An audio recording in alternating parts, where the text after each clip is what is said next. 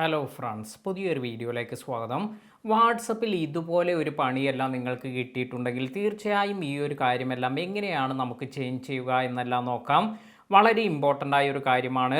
അതിനായി ആദ്യം തന്നെ ഞാൻ ഇവിടെ വാട്സപ്പ് ഓപ്പൺ ചെയ്തിട്ടുണ്ട്. ഇങ്ങനെ നമ്മൾ വാട്സപ്പ് ഓപ്പൺ ചെയ്യുന്ന സമയത്ത് ഇപ്പോൾ എൻ്റെ ഈ ഒരു വാട്സപ്പിൽ നോക്കിയാൽ കാണാം നിങ്ങൾക്ക് ഇതുപോലെ എനിക്ക് ഈ സ്റ്റാറ്റസ് എന്ന ഭാഗത്ത് പോകുമ്പോൾ ഇതിൻ്റെ അപ്ഡേറ്റ്സിൽ പോകുമ്പോൾ ഈ ഒരു സൈഡിലേക്കാണ് സ്റ്റാറ്റസ് എല്ലാം വന്നിരിക്കുന്നത്. അതിനാൽ തന്നെ ഇത് ഇത്തരത്തിൽ നമുക്കിത് ഓൺ ചെയ്യാനോ അല്ലെങ്കിൽ ഇത് ഇങ്ങോട്ട് സ്ക്രോൾ ചെയ്ത് എല്ലാം കൂടി നമുക്ക് കാണണമെങ്കിൽ കുറച്ച് സ്പേസ് മാത്രമുള്ളത് കൊണ്ട് ഇത് വളരെയധികം ബുദ്ധിമുട്ടായി തോന്നുന്നുണ്ട്. എന്നാൽ നേരത്തെ ഇതുപോലെ ആയിരുന്നില്ല. നമുക്ക് ഇതുപോലെ താഴേക്കായിട്ടായിരുന്നു ഈ ഒരു സ്റ്റാറ്റസ് എല്ലാം വന്നിരുന്നത്. എന്നാൽ ഇപ്പോൾ ഇങ്ങനെയല്ല. ഇവിടെ ഈ ഒരു ചേഞ്ച് എല്ലാം വന്നിട്ടുണ്ട്. ഒരു പക്ഷേ കുറേ പേർക്കെല്ലാം ഇതുപോലെ അവരുടെ മൊബൈലിലും ഈ ഒരു വാട്സപ്പ് സ്റ്റാറ്റസിൽ ഇങ്ങനെ മാറ്റമെല്ലാം വന്നിട്ടുണ്ടാകാം. ഇങ്ങനെ വന്നവർക്ക് ഇത് എന്തുകൊണ്ടാണ് എന്ന് നോക്കാം. ചില സമയത്ത് നിങ്ങൾ അറിയാതെ നിങ്ങൾ ഏതെങ്കിലും ഒരു ചാനലെല്ലാം തന്നെ ഇതെല്ലാം ഫോളോ ചെയ്തിരിക്കുന്നു എന്ന് കരുതുക.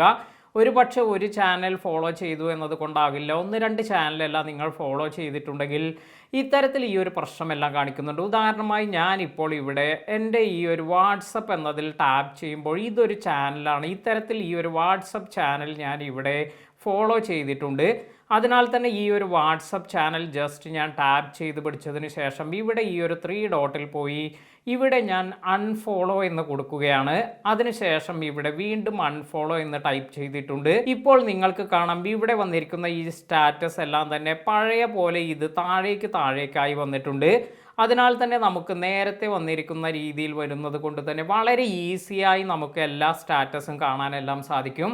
നിങ്ങൾക്കും ഈ ഒരു പ്രശ്നമെല്ലാം വന്നിട്ടുണ്ടെങ്കിൽ തീർച്ചയായും ഇതുപോലെ നിങ്ങൾ ഏതെങ്കിലും ചാനലെല്ലാം ഫോളോ ചെയ്തിട്ടുണ്ടെങ്കിൽ ആ ചാനലൊന്നും ആവശ്യമില്ലെങ്കിൽ അത് ഇപ്പോൾ തന്നെ റിമൂവ് ചെയ്യുക. നിങ്ങൾക്ക് ഇത്തരത്തിൽ പഴയ രീതിയിൽ തന്നെ ഈ ഒരു സ്റ്റാറ്റസ് എല്ലാം താഴേക്കായി കാണാൻ സാധിക്കും.